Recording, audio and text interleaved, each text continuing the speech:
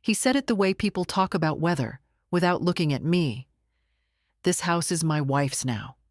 Not angry, not loud, just finished. At 72, I had buried a husband, paid off a mortgage, and learned how silence can bruise deeper than shouting. I remember thinking, very clearly, that something had ended right there at the kitchen table, between my chipped mug and his untouched coffee. My name is Margaret Lewis.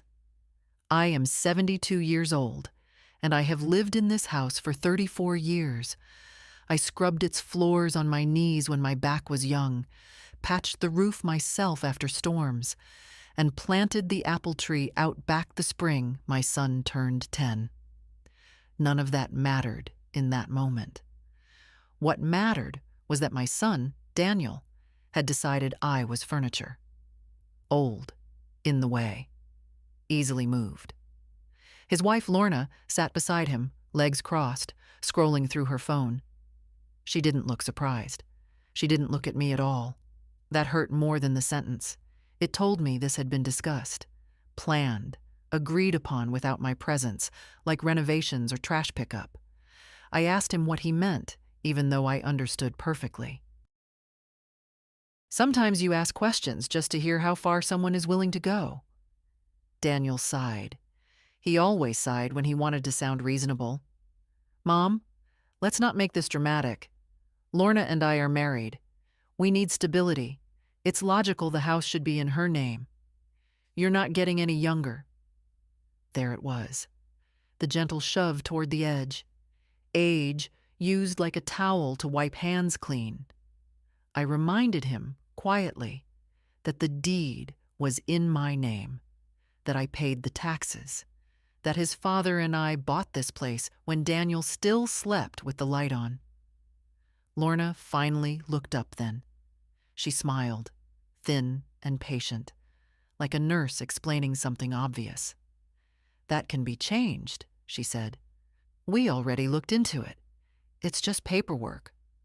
Just paperwork. I had spent my whole life doing paperwork. Bills, forms, signatures that kept roofs overhead and food on tables. They thought I was tired, confused, ready to be managed. Daniel leaned back in his chair, folding his arms. We made an appointment with a notary next week. You'll sign, and this tension can stop. You can stay here, of course. We're not monsters. Stay. Like a guest. Like a tolerated habit. I didn't argue. I didn't raise my voice. I nodded once, the way women my age do when we're deciding something that doesn't need an audience. Inside, something steady took its place where the ache had been. Not anger. Clarity. After they left the kitchen, I sat alone and listened to the house settle. Pipes clicked. The clock over the sink kept time, loyal as ever. I placed my hand on the table where my husband used to rest his palm, and I understood something simple. If they believed this was just paperwork, then paperwork was exactly how this would be answered. If you enjoy the stories here, dear, you're welcome to join our Patreon. There you'll find exclusive tales that never appear on YouTube, and new stories come out earlier than anywhere else. The link is just below. We're waiting for you. The next morning, Lorna reorganized my kitchen. She didn't announce it. She didn't ask. I came downstairs and found my spices moved into matching glass jars, my old kettle pushed to the back of the counter, and the drawer where I kept rubber bands and batteries emptied into a plastic bin labeled MISC. I stood there longer than necessary, letting the picture settle. This was how it would be now. Small takeovers. Quiet corrections. You'll get used to it, Lorna said, breezing past me with a cup of coffee she hadn't brewed. It's more efficient this way. Efficiency had become her favorite word. Efficient meals, efficient storage, efficient use of space. By space, she meant me. Daniel left early for work, as he always did when things were uncomfortable. He kissed Lorna on the cheek and nodded at me like a neighbor. I noticed he no longer asked if I needed anything from the store. That habit had disappeared months ago, around the time they stopped paying their share of the utilities and started calling it temporary. I washed my cup and set it in the drying rack. Lorna watched me like she expected resistance. When none came, she relaxed. That was her mistake. People confuse quiet with surrender. At my age, quiet is simply time bought. Later that day, she brought up the guest room. "It would make sense for you to move upstairs," she said, scrolling through photos on her phone. "We're thinking of turning the downstairs bedroom into an office. Daniel works from home sometimes now." The downstairs bedroom was where my husband died. She didn't know that. Or maybe she did, and it didn't register as relevant. Either way, I told her I would think about it. She smiled again, satisfied. To her, "I'll think about it," meant eventually. She didn't understand that for me it meant, "I'm measuring you." In the afternoon, I went to the small desk in my bedroom and opened the bottom drawer. Inside were folders I hadn't touched in years. Deeds, insurance papers, tax records, old bank statements folded the way my husband used to fold them. I laid them out slowly, one by one, like pieces of a map. The house was paid off 18 years ago. I had the receipt. I paid property taxes every year on time, from my own account. When Daniel lost his job 5 years back, I covered the mortgage on his car for 9 months.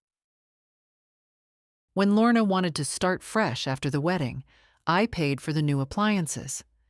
None of it had ever been called a loan. That was my mistake. In the evening, Daniel mentioned the notary again, casually, like dinner plans. "Thursday at 10, he said. "It's easier if we all just do it together." I nodded. I asked which notary. He looked surprised, then told me the name. He didn't ask why I wanted to know. That night, I lay awake listening to the house breathe. I wasn't angry. Anger burns energy you don't get back.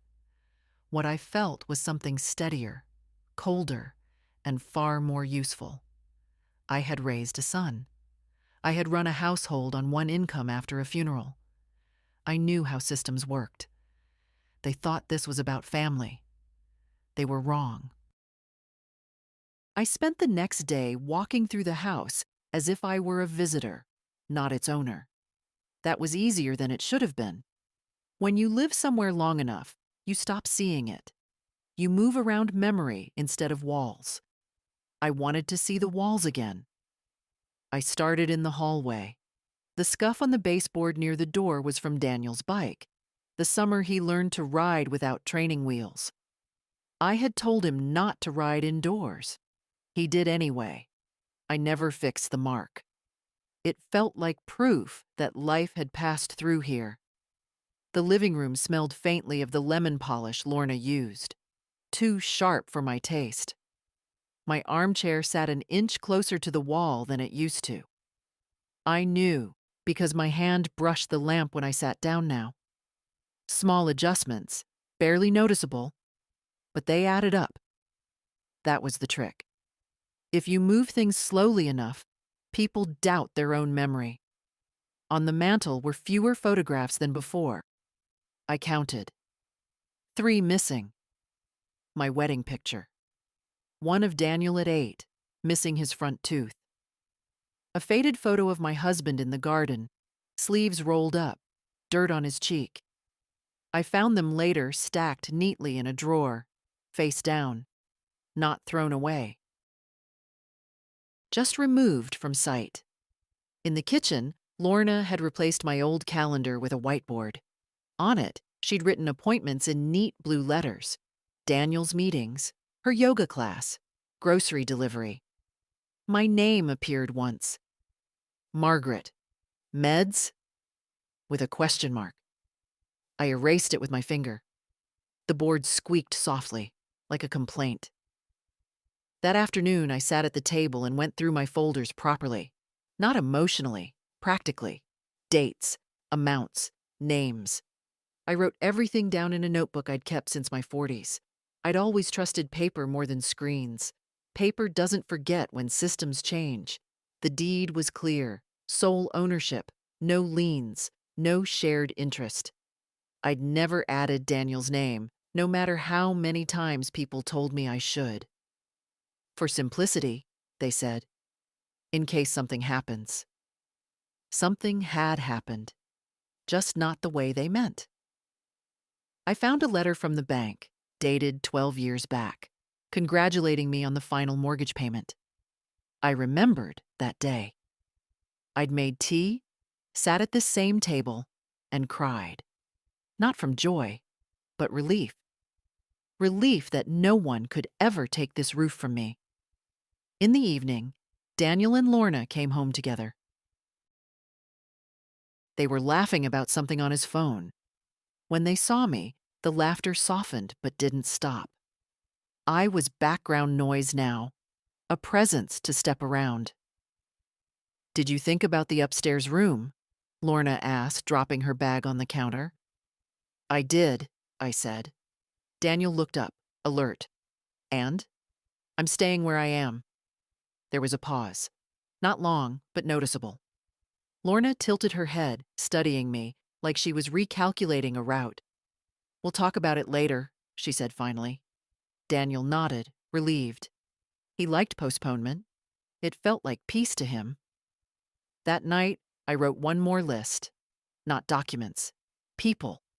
Who still spoke to me without needing something. Who called without an agenda. The list was short. Shorter than I'd like. But it existed. Before bed, I stood in the doorway of my bedroom and looked back at the house. Dim and quiet. I didn't feel sentimental. I felt resolved. Houses don't protect you just because you love them. They protect you because the law says they do, and because you're willing to remind others of that fact. On Thursday, we would go to the notary they chose. But it would not be the only appointment that day. The fourth day passed without open conflict, which made it heavier than the others. Silence, when shared space is forced, has weight. I felt it in my shoulders as I moved through the rooms, careful not to apologize with my body the way I used to. I no longer stepped aside automatically. I no longer hurried. In the morning, I went to the bank. The clerk was young enough to be my granddaughter, polite in that careful way people use with the elderly when they expect confusion. I corrected that impression quickly. I asked for printed statements going back 10 years. I asked about automatic payments. I asked about authorizations. When she hesitated, I waited. Waiting is a skill you learn when men assume they have time and you don't. By the time I left, I had a folder thick enough to matter. At home, Lorna was on the phone, voice low and sharp. She ended the call when she saw me, smiling too fast. "Everything okay?" she asked. "Fine," I said. She glanced at the folder in my hands. "Organizing?" "Yes." She nodded, but her eyes stayed on the papers longer than necessary. That pleased me more than it should have. I spent the afternoon cross-checking dates. Property tax receipts matched my bank withdrawals. Repairs I'd paid for after Daniel moved back in, plumbing, electrical, the new water heater he'd promised to reimburse, were all there. He never had. I hadn't chased him. Mothers rarely do. We convince ourselves patience will be returned as gratitude. It isn't. I found something else, too. A document Daniel had asked me to sign 2 years earlier during what he'd called a boring administrative thing. I remembered it because I'd almost refused. A limited authorization. Access, not ownership. Temporary, he said. For convenience. It was still active. I sat very still when I realized that. That was not a mistake. That was planning. the kind that smiles while it reaches. That evening, Daniel mentioned the notary again, more firmly this time. "They're expecting us," he said. "Let's not complicate it." "I don't intend to," I replied.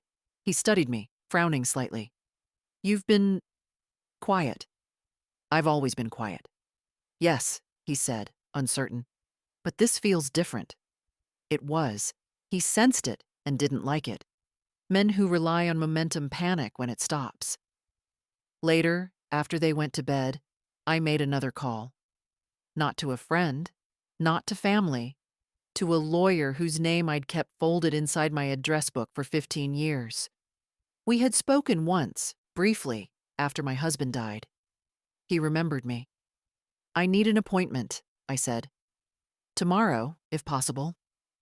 There was a pause. Then, "Of course." I slept better that night than I had in weeks. In the morning, I dressed carefully, the way I used to when I ran meetings and signed contracts, not the way I dressed to be invisible. Lorna noticed. "You look nice," she said suspiciously. "Thank you." At the lawyer's office, I did not tell a story. I laid out facts. Ownership. Payments. Authorizations I wanted revoked. Future plans I wanted protected. He listened without interrupting. When I finished, he nodded once. "You're in a strong position," he said. "I know," I answered.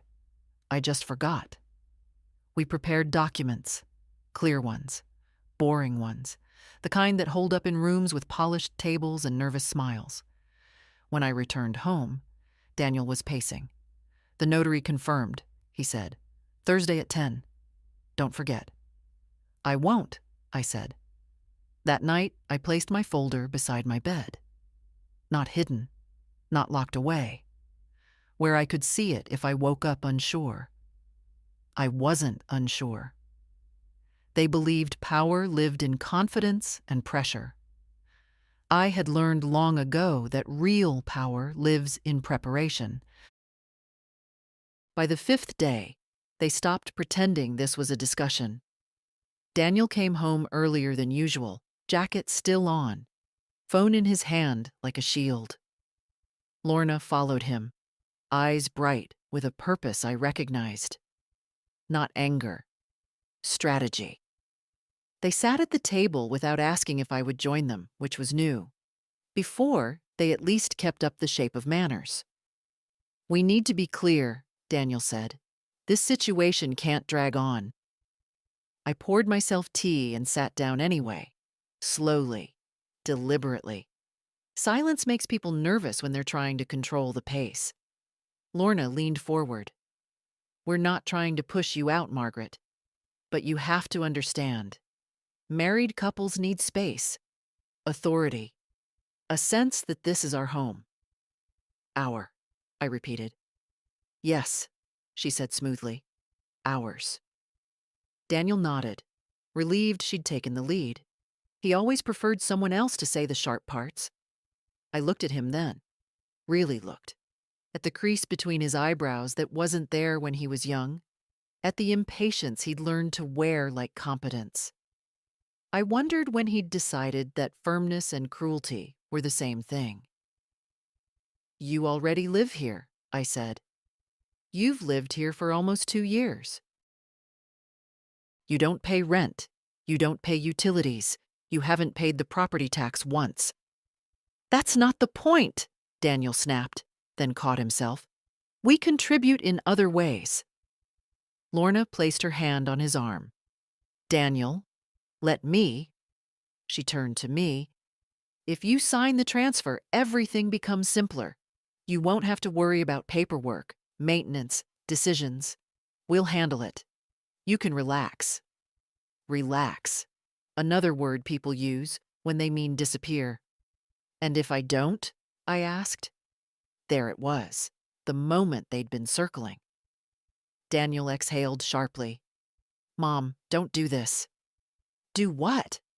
"Force our hand." Lorna didn't blink. "We've looked into alternatives. Senior housing. There's a nice complex 10 minutes from here. One bedroom. Quiet. Safe. I smiled then, not because it was funny, but because the final piece had fallen into place. You already picked it out, I said. Daniel looked away. That was fast, I continued. You told me this was about stability, about family, but you've planned my absence down to the square footage. Lorna straightened. You're being unfair. No, I said calmly. I'm being accurate. Daniel's voice hardened. If you don't sign, this becomes unpleasant. For everyone. I waited a moment before answering. Long enough for the room to feel it. You mean you'll make it unpleasant for me, I said. Because you assume I'll fold. He opened his mouth, then closed it. That was answer enough. I stood up, took my cup, and walked to the sink. My hands were steady. That surprised me. I'd expected shaking. Fear. Something loud inside. Instead, there was only a clean, narrow focus. Thursday at 10, Daniel said behind me. Please don't embarrass us. I turned around. I won't, I said. But I can't promise the same for you. That night, Lorna didn't say goodnight. Daniel lingered in the doorway of my room, like he wanted to say something softer, something that would let him sleep. He didn't. He left instead. I sat on my bed and opened my folder again. I added one more page. Notes from the lawyer. Timelines. Options. I underlined one sentence twice. Consent under pressure is not consent. In the quiet, I thought about all the years I had swallowed words to keep peace. All the times I had paid, forgiven, smoothed things over so my son's life would be easier. He had mistaken that for weakness. Many people do. On Thursday, they expected a signature. What they would get instead was a lesson I had learned late, but learned well. You can raise a child with love and still refuse to be erased by them. The lock changed on a Tuesday. I noticed it in the afternoon, when I came back from the pharmacy with my bag cutting into my wrist. My key went in halfway and stopped, wrong somehow, like it didn't belong anymore. I tried again, slower. Nothing. I stood there longer than I should have, listening to the hum of traffic, feeling something tighten in my chest that had nothing to do with fear.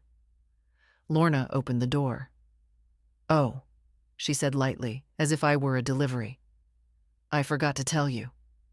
We had the locks updated. Security reasons. I looked past her into the hallway. My hallway. Daniel's shoes were by the door, his jacket on the hook. He was home. He hadn't warned me. That part mattered. Do I get a key? I asked. Of course, she said, still smiling. Daniel has it. He's in the office. I stepped inside. The house smelled different. Air freshener, something synthetic. I set my bag down and walked to the small room they'd claimed as an office. Daniel was at the desk, typing. He didn't look up until I spoke his name. The lock was changed. He rubbed his forehead. Yes, we meant to tell you. It's temporary. Everything seems temporary with you, I said. Except decisions. He stood up, already defensive. Mom, don't start. I'm not starting anything, I replied. You locked me out of my own house. Lorna appeared in the doorway. Please don't exaggerate. I turned to her. Please don't minimize. Silence fell, the kind that reveals things. Daniel cleared his throat. We're just setting boundaries, he said. This is stressful for Lorna. For me too, I answered. He didn't respond to that. I took the spare key from his hand without thanking him and went to my room. Inside, I noticed my dresser drawers had been rearranged. Not opened. Rearranged. As if someone had checked what space I took up. I sat on the bed and let the realizations settle fully this time. They were preparing to push. That evening, Daniel avoided me. Lorna cooked dinner and served it without asking if I wanted any. I ate toast in my room, crumbs on a napkin, like a child being punished without explanation. I wasn't angry. Anger needs hope. What I felt was recognition. Later, I made another list, not of documents, of moments. The lock, the upstairs suggestion, the erased calendar entry, each one small enough to deny, together large enough to prove intent. The next morning, Daniel knocked on my door. "We should talk," he said. I let him in. "We can't live like this," he began. "The tension, the hostility." "There is no hostility from me," I said. "Only resistance." He flinched. "You're making it hard for us." "No," I corrected him. "You are making it hard for yourselves by assuming I will eventually step aside." He sat down heavily. "You raised me better than this." I smiled faintly. "I did. That's why I'm disappointed." He looked at me then, really looked, and for a moment I saw confusion, not guilt. Confusion, as if the role he'd assigned me was no longer fitting. "Thursday," he said finally. "Just come on Thursday." "I will," I said. He stood, hesitated, then left without another word. After he went, I picked up my phone and checked the time of my other appointment. Everything was in order. Documents printed, copies made, instructions clear. I walked through the house one more time, touching the door frames, the banister, the wall by the stairs where Daniel's height was marked in pencil from years ago. I didn't feel nostalgic. I felt present. When people believe you are cornered, they become careless. They move faster. They show their hands. The lock was changed to make me feel small. Instead, it told me exactly how necessary Thursday would be. On Wednesday morning, I left the house without telling anyone where I was going. Lorna was in the living room, laptop open, speaking in the careful voice she used for people she wanted to impress. Daniel's door was closed. I took my purse, my folder, and my coat. I locked the door behind me with the new key and felt nothing about it at all. Locks are symbols only if you let them be. The lawyer's office smelled of paper and old coffee. It was comforting. Familiar. Mr. Callahan stood when I entered, which I noticed. People reveal their respect in small movements. "You came prepared," he said, glancing at the folder. "I came finished," I replied. We went through everything again, slowly. Ownership, occupancy, the authorization Daniel still had. Callahan's mouth tightened when he saw it. "That should have been revoked the moment trust changed," he said. "It is changing now," I answered. He explained my options, though by then I already knew which one I would choose. Not the loud one, not the cruel one, the clean one, the kind that holds even when voices rise. We prepared a formal revocation, immediate, legal. We prepared a notice of termination of informal occupancy, polite language. Clear dates, no insults. We prepared a revised estate plan, not punishment, protection. "You're certain?" he asked, pen hovering. "Yes." I signed without hesitation. My hand did not shake. That surprised him. By the time I left, the sky had clouded over. It felt appropriate. At home, Daniel was waiting in the kitchen. "Where were you?" he asked. "Out," I said, setting my purse down. "That's not an answer." "It's the only one you're entitled to." He stared at me, irritation flickering across his face. "You're acting like this is some kind of battle." "It is," I said calmly. "You just assumed you were the only one allowed to prepare." Lorna appeared, arms crossed. "We don't have time for this. Tomorrow is the appointment." "I know." She narrowed her eyes. "You're not planning anything strange, are you?" I met her gaze evenly. I'm planning exactly what's appropriate. That night, the house felt watchful. Doors closed softly. Conversations stopped when I entered rooms. I wasn't excluded anymore. I was being monitored. I slept anyway. Thursday morning came quietly. I dressed in navy and gray, simple and neat. Not defensive, not apologetic. I placed my documents in my bag with care, the way you place something valuable but no longer fragile. Daniel drove. Lorna sat in the front seat. I sat in the back, watching familiar streets pass like old acquaintances. No one spoke. Daniel's knuckles were white on the steering wheel. At the notary's office, the waiting room was bright and bland. A woman behind the desk smiled at us, asked our names. Daniel gave his with confidence. Lorna corrected his pronunciation unnecessarily. I waited. "We're all here for a transfer of property," Daniel said, already reaching for his folder. The woman nodded. "The notary will see you shortly." We sat. Lorna checked her phone. Daniel tapped his foot. I sat still. When the door opened, it wasn't the man Daniel expected. It was a woman, older than me by a few years, glasses low on her nose. She looked at all three of us, then at the file in her hand. "Mr. Lewis?" she asked Daniel. "Yes." "And Mrs. Lewis?" she asked, turning to me. "Yes," I said. She smiled slightly. "Good. Before we begin, there's an update to the file." Daniel frowned. "What update?" She adjusted her papers. "Another document was submitted this morning. It will need to be addressed first." Lorna leaned forward. "By whom?" The notary looked at me.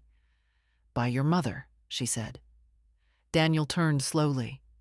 His mouth opened, then closed.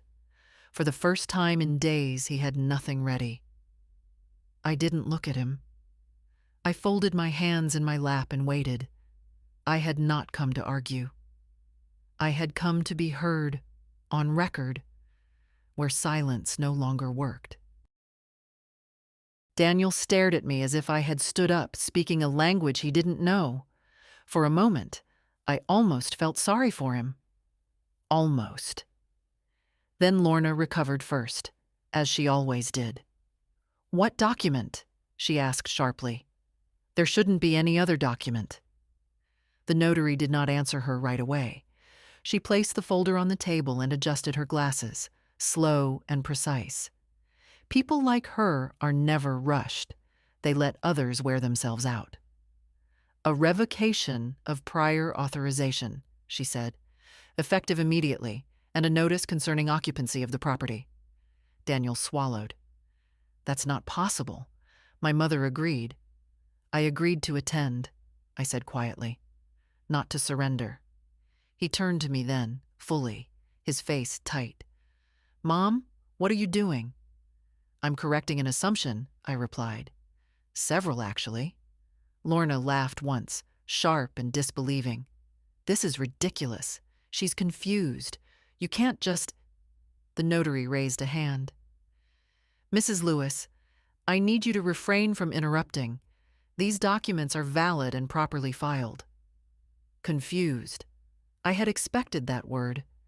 It always comes out when control slips. Age becomes a convenient explanation for resistance. Daniel pushed his chair back. "You went behind our backs." "No," I said. "I went in front of the law." He ran a hand through his hair, pacing. "This isn't how families work." "This is exactly how families work," I answered. "When someone assumes they can take without asking, and someone else finally says no." The notary cleared her throat. "Mr. Lewis, the authorization you currently hold to access accounts and act on behalf of your mother has been revoked. As of today, you no longer have legal standing in that regard." Daniel froze. "That's temporary, right?" "No," the notary said. "It is not." Lorna stood up. "You're making a huge mistake." I looked at her. Really looked. at the certainty she had carried like armor since the day she moved in. Mistakes are things you regret later, I said. This is a decision. Daniel's voice dropped. You're humiliating me.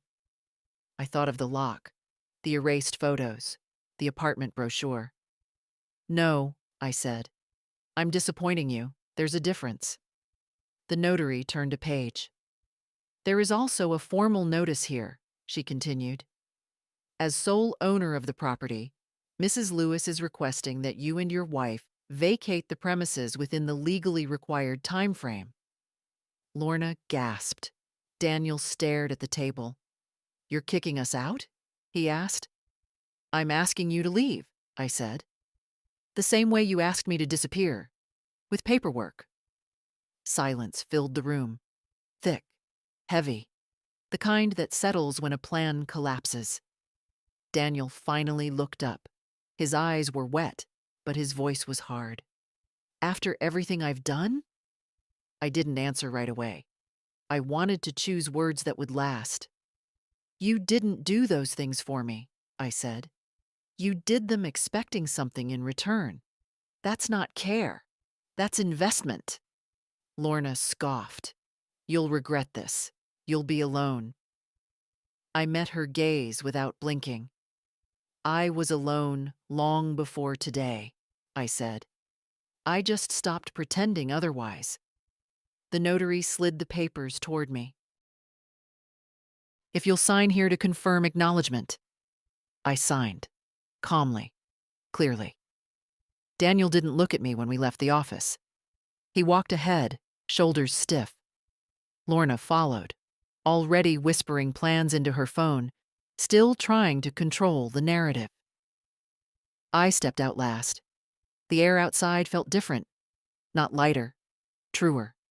In the car, no one spoke. I watched the city pass by, ordinary and unchanged. That comforted me. The world hadn't ended because I said no. It rarely does. When we reached the house, Daniel stopped the engine but didn't turn it off. You didn't have to do it like this, he said. Yes, I replied softly. I did. I got out of the car and walked toward the front door. My door. For the first time in weeks, I felt my age not as a weakness, but as proof. I had lived long enough to know when a line must be drawn. They packed in silence. Daniel avoided me completely that first evening. Lorna moved through the house quickly, opening drawers, closing them harder than necessary, speaking into her phone in clipped sentences. I stayed in my room and let them move. Control looks loud when it's failing. The next morning, I woke early and made myself breakfast. Real breakfast. Eggs, toast, coffee strong enough to remind me I was awake and allowed to be. I ate at the table, not my room. When Lorna walked in and stopped short, I met her eyes and kept chewing. She turned away without a word. By noon, boxes appeared. Cardboard scraping along floors I had refinished with my own hands years ago. I noticed what they took first. Electronics, clothes, the expensive things. They left behind what didn't suit their future. Daniel finally spoke to me that afternoon, standing in the doorway like a guest. You didn't have to involve lawyers, he said. I didn't involve them, I replied. I used them. He sighed, that old familiar sound. This didn't have to be so extreme. It only feels extreme because you expected obedience, I said. You never asked for consent. He looked tired then, older than his years. For a moment, I saw the boy who once cried when he thought I'd forgotten to pick him up from school. That memory hurt more than anything else so far. What am I supposed to tell people? He asked. The truth, I said. That you assumed something that wasn't yours. He nodded once, stiffly, and left. That evening, my phone rang. I knew the number before I looked. It was Claire. My granddaughter's voice came through thin but steady. Grandma, Dad told me some things. I wanted to hear from you. I sat down, carefully. Some conversations deserve your full body. I didn't throw anyone out, I said before she could ask. I set boundaries. There was a pause. Then, I know, she said softly. I figured.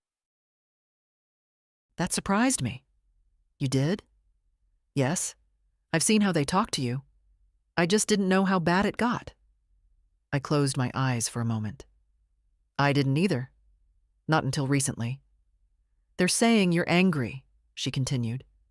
That you're cutting them off. I'm not angry, I said.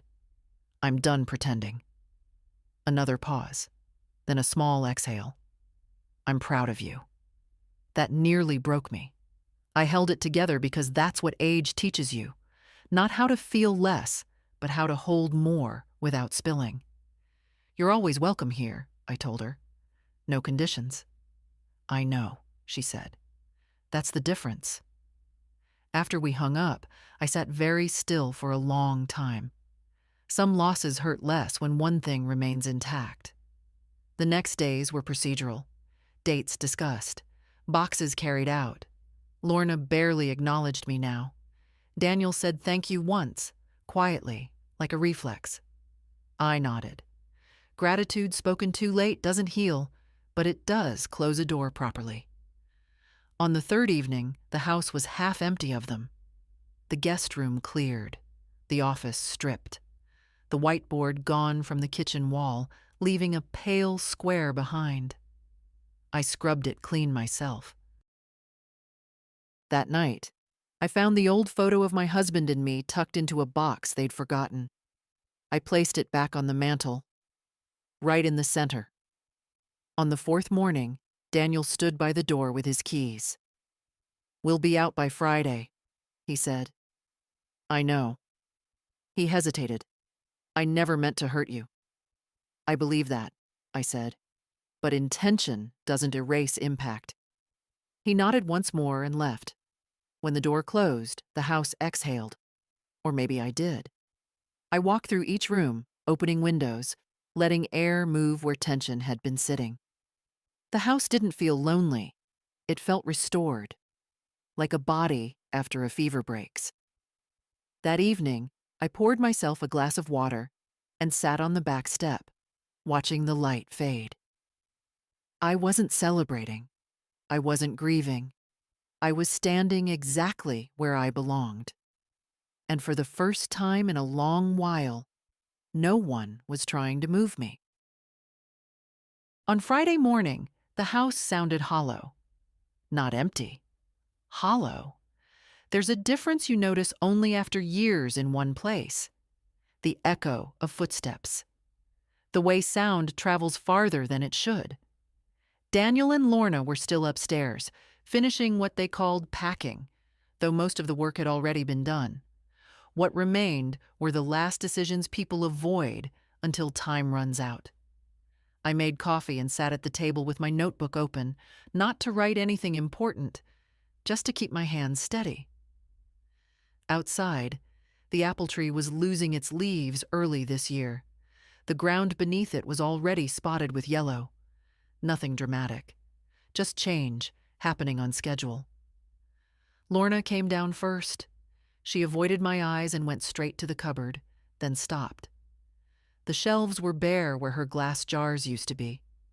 I had put my old spice tins back the night before, quietly, without ceremony.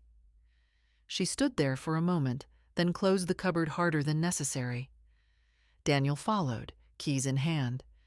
He looked around like someone leaving a hotel room they hadn't enjoyed, but still expected to be thanked for staying.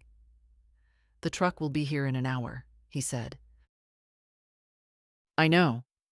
He hesitated, then added, We'll need to come back later for a few things. You'll need to call first, I said, and it will be when I'm home.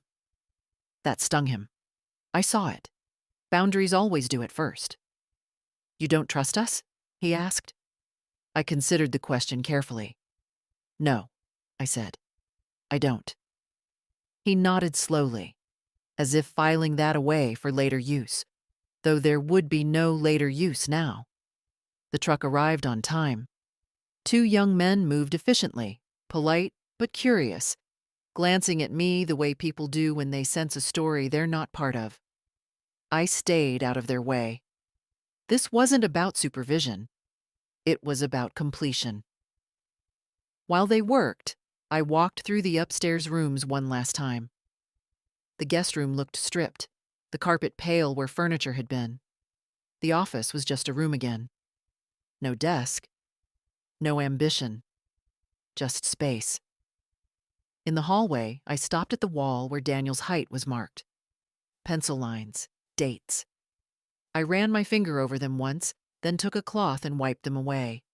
Not in anger, in acceptance. That chapter didn't need to be preserved on drywall. By noon, the truck was full. Lorna stood by the open door, phone pressed to her ear, already narrating a version of events where she was calm, reasonable, wronged. Daniel lingered behind her, hands in his pockets, eyes fixed somewhere above my shoulder. "Well," he said. "I guess this is it?" "Yes," I replied.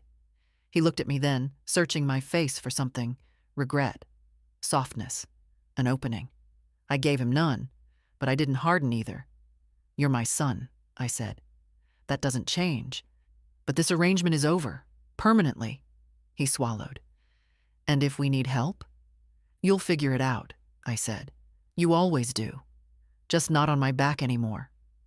He nodded once, then twice. He stepped outside. Lorna didn't say goodbye.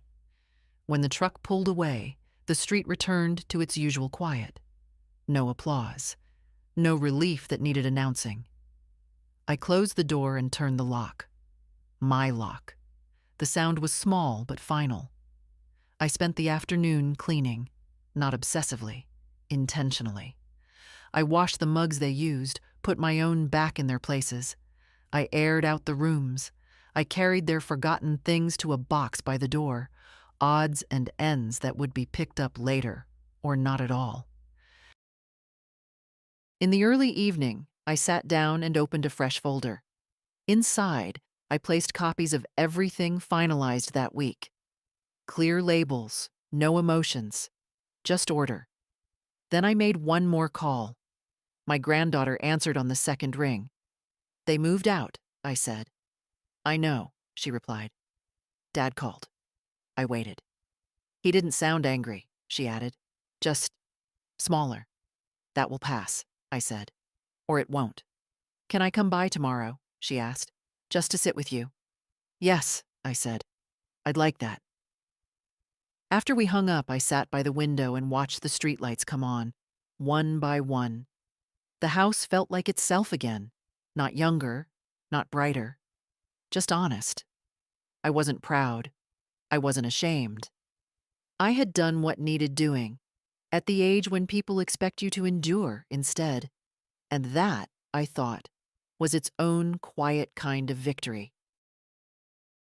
The notary came again the following week, this time to my dining table. Her name was Ruth. She arrived exactly on time, coat folded over her arm, leather case carried like something familiar and respected. She didn't rush. People who know the weight of documents never do. We sat across from each other, sunlight coming in through the window Daniel once called too old-fashioned. Ruth laid out the papers neatly, as if order itself were a courtesy. "This will finalize the trust," she said, "and this confirms the changes to your will." I nodded. I had read every page twice the night before. I knew what each sentence did and did not do. Age has taught me not to sign what I don't fully understand, no matter who asks.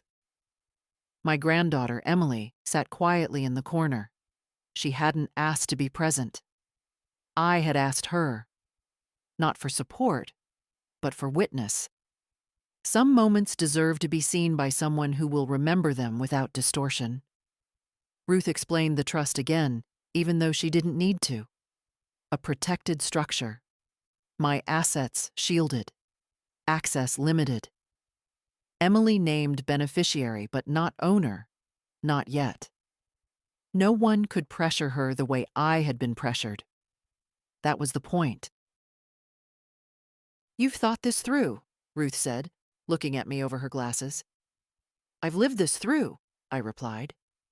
I signed. The pen felt solid in my hand, no tremor, no pause. Emily watched me closely. When I finished, she reached out and squeezed my fingers once.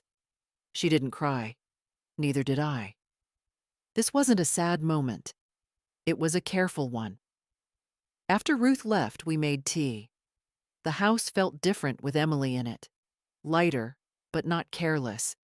She noticed things Daniel never did. The way the floor creaked near the stairs. The way the afternoon light hit the wall just before sunset. "I'm sorry," she said suddenly, staring into her cup, "for not speaking up sooner."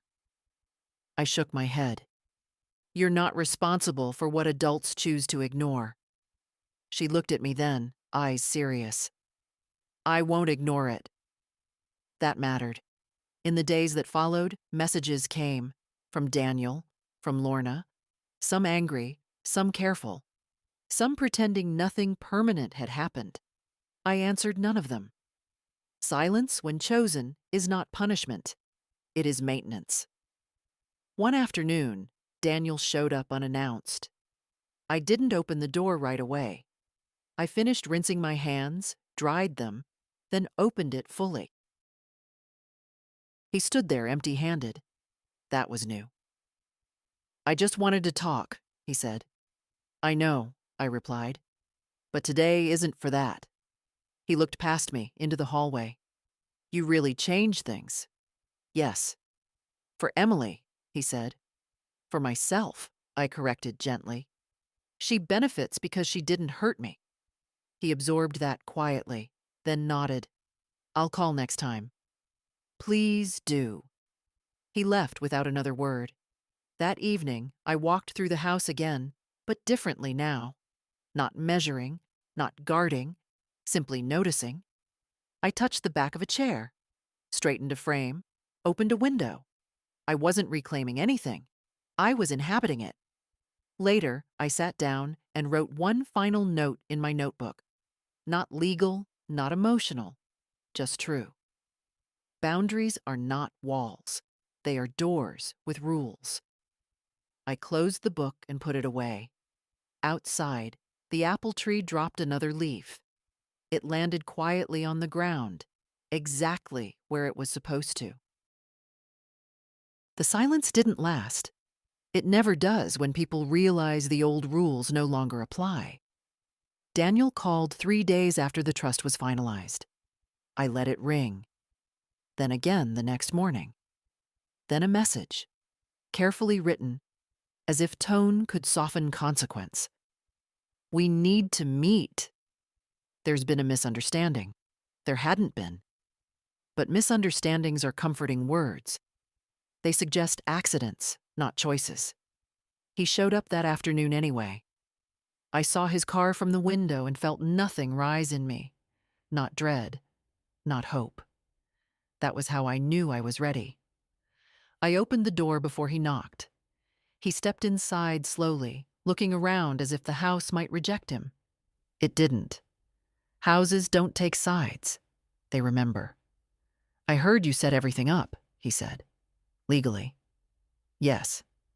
"And Emily." He stopped. "You really did that?" "I did." He sat at the table without being invited, hands flat on the wood. I noticed then how much he looked like his father when he was tired. That softened me, but it didn't bend me. "You cut me out," he said quietly. "No," I answered. "I removed your leverage."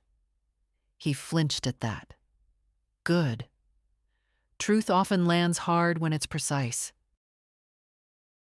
"I was just trying to make things easier," he said. "You know how complicated life is now." "I do," I replied. "That's why I simplified mine." He leaned back, frustration leaking through his careful voice. "You didn't even tell me about the second notary." I walked into that room like an idiot. I held his gaze. That's how I felt when you scheduled the first one. Silence stretched between us, not hostile, just bare. Lorna's name surfaced next, as I knew it would. She's taking this badly, he said. She thinks you've turned Emily against us. I smiled faintly. Emily can think for herself. That's why she scares people who need control. He shook his head. You don't understand how this looks. I understand exactly, I said. It looks like an older woman refusing to be quietly displaced. That always makes people uncomfortable. He rubbed his face, tired now. What do you want, Mom? I considered the question. It deserved honesty. I want peace, I said, and I want my decisions to stand without debate. And us? He asked. I want distance, I answered. Enough for respect to grow if it ever will. He stared at the table, jaw tight. Then, softly, you really thought this through? Yes. For a long time? For years, I said. I just didn't know it yet. He stood slowly, as if accepting gravity again. I guess I didn't think you'd actually stop. That's the mistake people make, I said. They think endurance means consent. At the door, he paused. You know I never meant to take everything. I know, I replied, but you were willing to take enough. He nodded once and left. That evening, the doorbell rang again. This time, it was the notary, Ruth, unannounced, which surprised me. She looked serious. I wanted to inform you in person, she said as we sat. There was an inquiry today about your property. My pulse stayed steady. From whom? Your son's wife, she said. She asked whether there was any legal way to contest the trust or the occupancy notice. I waited. There isn't, Ruth continued, not based on what exists. But I wanted you to know. Sometimes pressure increases when options decrease. Thank you, I said. I appreciate the warning. When she left, I stood at the window for a long time. The street was quiet, ordinary, safe. I didn't feel threatened. I felt confirmed. That night, I slept deeply, without dreams. The kind of sleep that comes when your mind no longer needs to rehearse arguments. In the morning, I made a small change. I replaced the front doormat. The old one was worn thin, letters faded. The new one was plain. No message. No welcome, no warning. Just a clean surface and a closed door. I stood there a moment, looking at it, then stepped back inside. Some victories don't announce themselves. They simply make space for you to live. The backlash arrived quietly, which made it more dangerous. It didn't start with shouting or threats. It started with neighbors asking questions, polite ones, the kind wrapped in concern. Had everything been resolved? Was Daniel doing all right? Someone mentioned hearing that I'd changed my will suddenly. Another asked if I was feeling well. I smiled. I answered carefully. I learned who had been spoken to and how the story was being shaped. That was when I understood Lorna hadn't stopped trying to manage the outcome. She had simply changed tactics.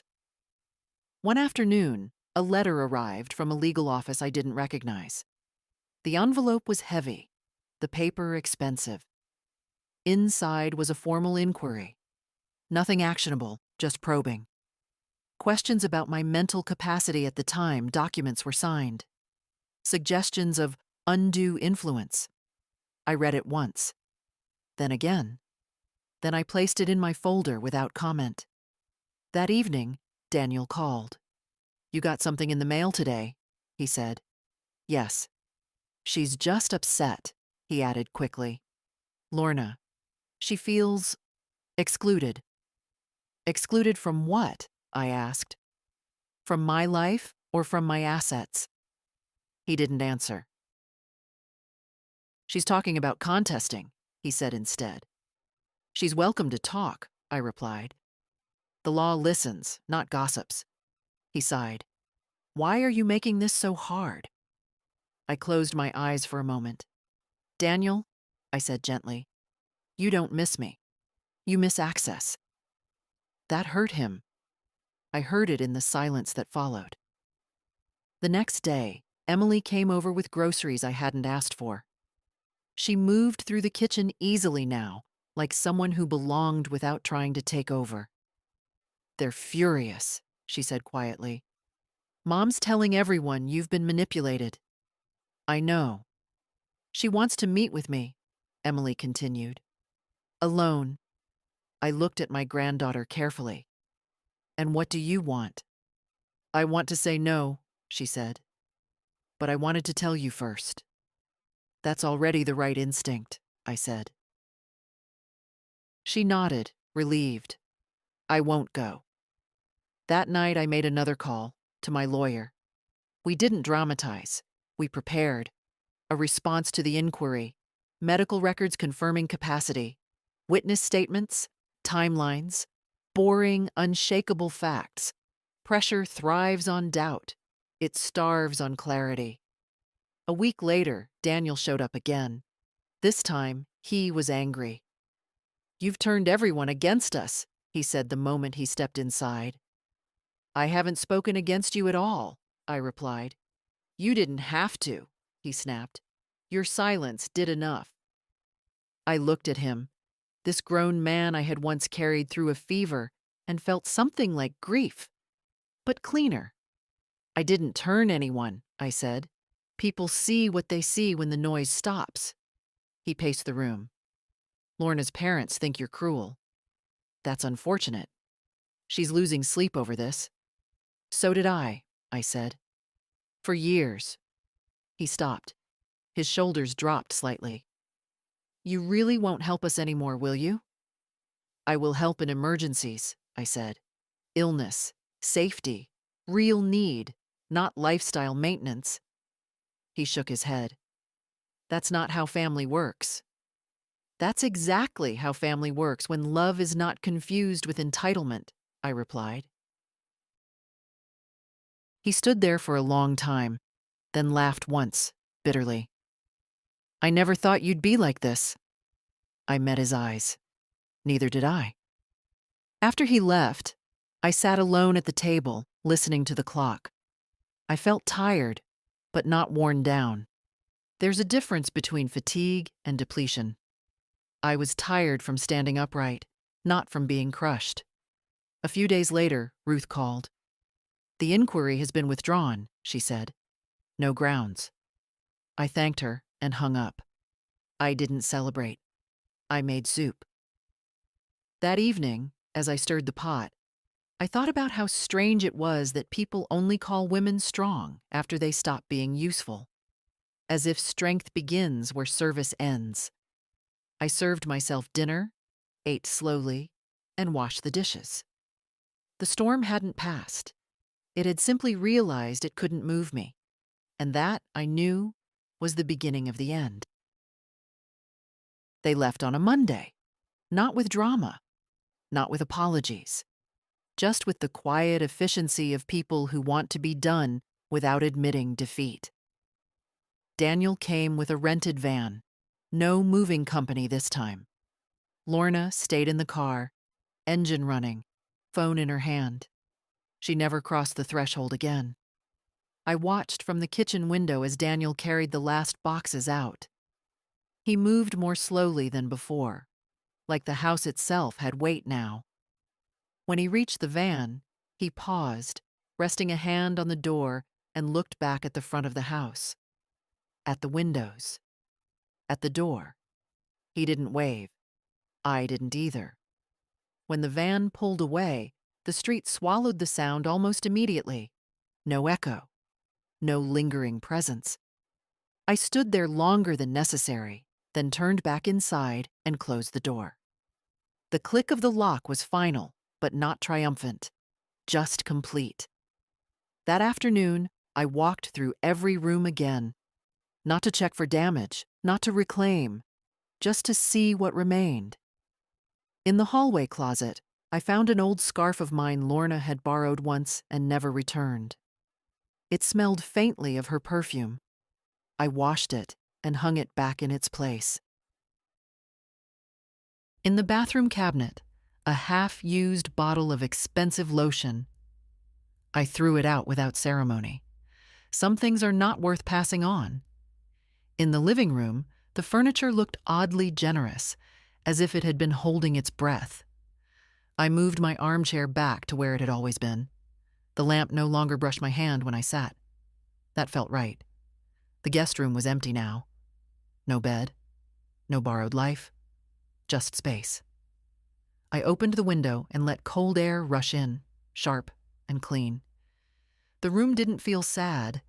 It felt unfinished, which is a kind of hope people don't talk about much. The next day, I received a final message from Daniel. "We're settled. I hope you're okay." I read it twice, then put the phone down. I didn't reply, not out of punishment, out of honesty. There was nothing left to say that wouldn't reopen something better left sealed. Emily came over that evening. She brought bread from the bakery and a bottle of soup she'd made herself. We ate at the table, talking about ordinary things. Her work, a book she was reading, the neighbor's new dog. At one point, she stopped and looked around. "It feels different," she said. "Yes," I agreed. "It's mine again." She smiled. "It always was." That night, after she left, I sat alone in the living room with the lights off, just the glow from the street filtering through the curtains. I thought about the years I had confused endurance with love, how easily women my age are taught to shrink to preserve peace, how silence is praised when it makes others comfortable and criticized when it protects us. I didn't feel victorious. I felt aligned. In the following days, the world adjusted. Slowly. Neighbors stopped asking questions. The whispers thinned out. People lose interest when there's no spectacle to feed on. That suited me fine. I made small changes, not renovations, corrections. I replaced the worn rug, fixed the loose hinge on the back door, pruned the apple tree, careful and precise. It would bear less fruit next season, but better fruit. So would I. One morning, I woke up and realized I hadn't thought about Daniel in hours. Not with pain, not with strategy, just absence. That surprised me more than anything else. Loss doesn't always feel like grief. Sometimes it feels like space. I sat at the table with my tea and looked around the quiet house. I wasn't lonely. I was contained, whole. A woman living inside the boundaries she finally allowed herself to draw. The house stood steady around me, unchanged by my choices, but improved by my presence. And for the first time in a long while, I knew this wasn't an ending. It was the moment after the noise stops, when you hear your own breath again. I woke up earlier than usual the morning everything finally felt finished. Not resolved, finished. There's a difference you recognize only after living through enough unfinished things. The house was quiet, but not tense. Quiet the way it used to be before anyone measured me against their convenience. I made tea and stood by the window, watching a woman across the street walk her dog. Ordinary life moving forward, indifferent to my private battles. That indifference felt like mercy. Later that day, I went to the small safe in my closet and took out the last folder. Not documents this time. Letters, old birthday cards, a few notes Daniel had written when he was younger, back when he still believed I was the center of his world instead of a resource. I read them slowly, without bitterness. Love doesn't become fake just because it ends badly. I didn't throw them away. I placed them in a box and put it back. Memory is not the enemy. Confusion is. In the afternoon, Emily came over again. She didn't bring anything this time. She didn't need to. I told my parents I won't discuss your finances anymore, she said calmly, or your decisions.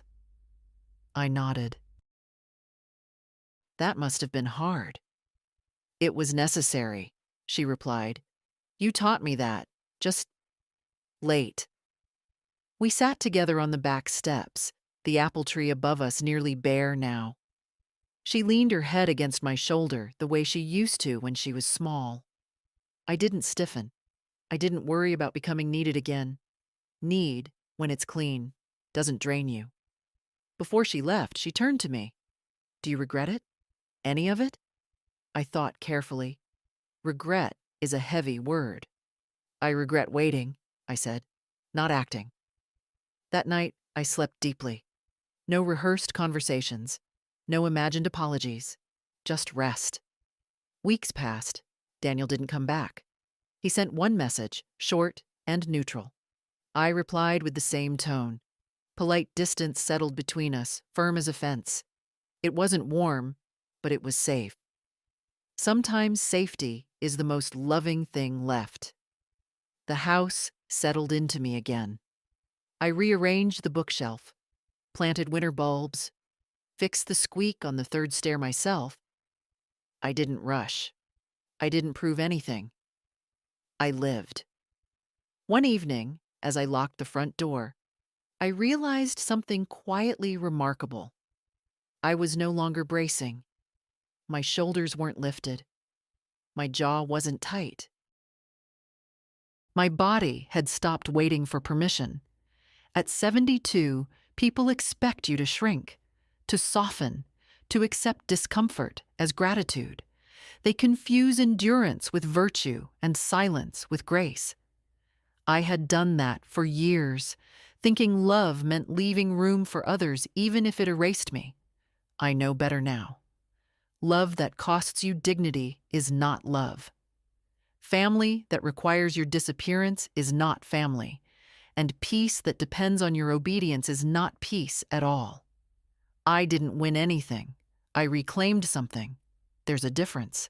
I kept my home. I protected my future. I showed my granddaughter what it looks like when a woman stops negotiating her worth. Quietly, legally, without shouting. That is the kind of legacy I'm proud to leave. If this story sounded familiar, if you've ever been told to step aside, to sign something for everyone's good, to stay quiet for the sake of peace, then remember this. You are allowed to say no, at any age, without apology. And if you want to hear more stories like mine, told without shouting and without lies, then stay here. Leave a comment. Let other women know they are not imagining it.